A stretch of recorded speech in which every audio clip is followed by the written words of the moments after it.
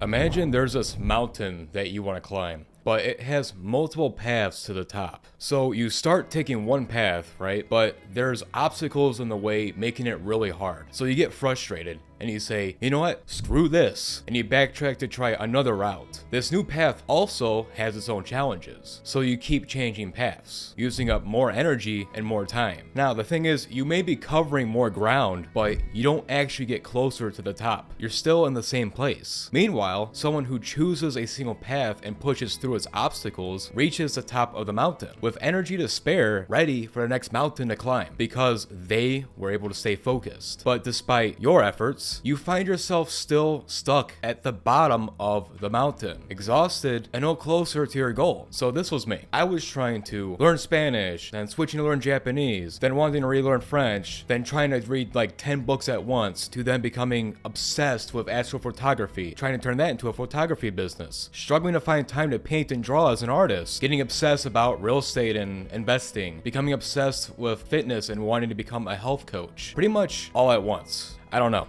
I'm kind of nuts. I wanted to make the most out of my time and do more of my life outside of my day job, but I was losing my mind trying to make time to do all these things. I was constantly telling people, oh, I want to become this, but I also want to do that because, well, I'm into too much shit probably. So hopefully by the end of this video, you'll feel like you're in control of your life again. So, with things like FOMO, which stands for the fear of missing out, and all sorts of other distractions in our lives, it feels impossible to just stick to something because we don't want to miss out on everything else. It's like we keep stacking on more of this delicious food onto our plate because we want to try everything. It all looks so fucking good. Like, not even joking, it takes me 10 minutes to pick something off of a menu when I'm ordering food. Want to know how everything tastes? Does anyone else do this? But the key is to just pick something, finish it, and then order something else for the next time so you don't overwhelm yourself with so much fucking food. So if you struggle to manage multiple interests, like me, this is especially hard for you. It feels like you're constantly working with your foot on the gas, but getting nowhere. So I came up with a different approach and unique way of cutting through all this noise and finding clarity. So the first step is paying attention to what gives us energy. I realized that I had certain types of energy for all these different things that I was actually doing. So I made a list based off of the energy groups of all the things I was doing. So for example, I noticed I had 3 main types of energy. The first one was this creative energy. I found myself painting, drawing, capturing images of galaxies and building model cars and stuff.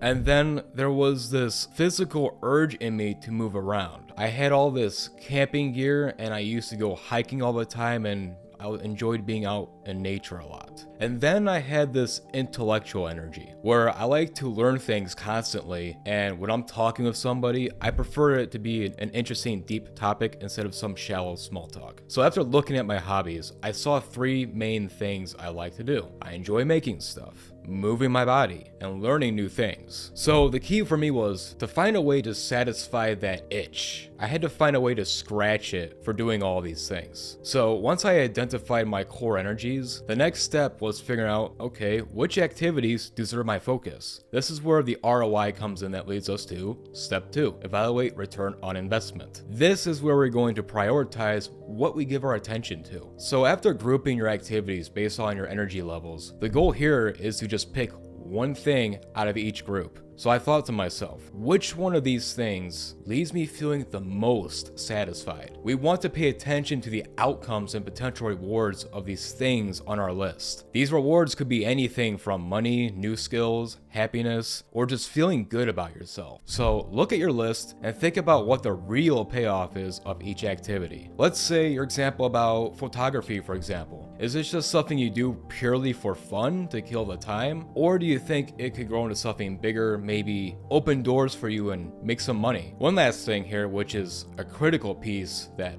I feel most people miss, is to think about the opportunity cost. What are you willing to give up? Let's say you love to go hiking, but you also want to learn the guitar. Hiking may make you healthier and help you think better, but playing the guitar lets you express yourself more. Both are good, but in different ways. So ask yourself, which activity feels more aligned with the version of yourself that you want to be? Is health your number one thing, or is self-expression more important to you? For me, I picked making these YouTube videos as my creative thing. I can build a channel I'm proud of this way. I use my thinking energy to learn how to make these videos, which could lead to business opportunities as I expand my knowledge. And for my physical energy, I switched from hiking to the gym. Hiking takes a lot of time, but going to the gym helps me get healthier faster, so it's a win-win. I realized that business and health are the most important things to me. Everything else on my list is less important, so I put those things off to rest for the future. I don't have to do everything right now. The third step is to be more intentional with your time. The best way to ensure you'll never do something is by saying you'll do it tomorrow. It's easy to just say, oh, I'll get to this later when I feel like it,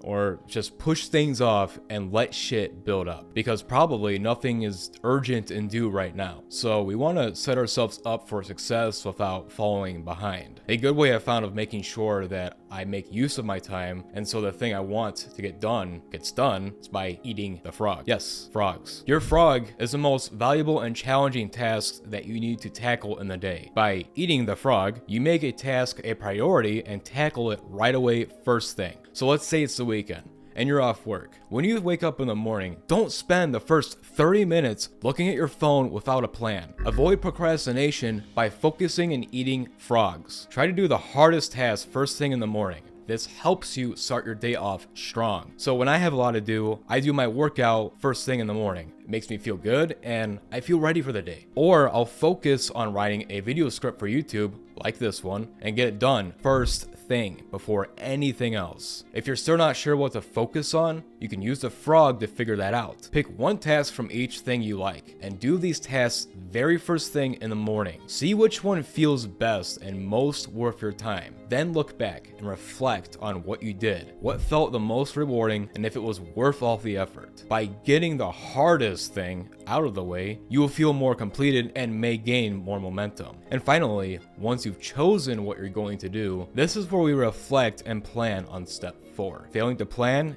is planning to fail. I was the person who used to show up at the gym all the time without any idea of what I was going to actually do. So I would aimlessly wander around the gym, which made it feel like everybody was looking at me saying, who's this idiot? So if you go to the gym, I'm sure you relate to this. To do better and avoid feeling lost, make a clear plan. Then keep track of what you did well each week. This helps you see your progress. So for example, I could say I published a video ahead of schedule and hit the gym 3 times. Notice the challenges you faced, what didn't go to plan, and any obstacles that were in your way. If something doesn't work out, don't feel bad. Try to learn from it instead. If you have to, lower your expectations and focus on what you can do rather than the outcome. For example, again on my end, let's say it took me too long to make a YouTube video and I was under a target. I might need to spend less time at the gym, or maybe I got sidetracked and just need to focus on my work more. So record this progress and then use this information to plan ahead, instead of being one of those guys who are like, fuck sleep bro, just grind, where you end up getting shitty results from your work because you had shitty energy. So listen to your body and try to notice the energy trends you have each day. Once you've noticed those trends and patterns, schedule your tasks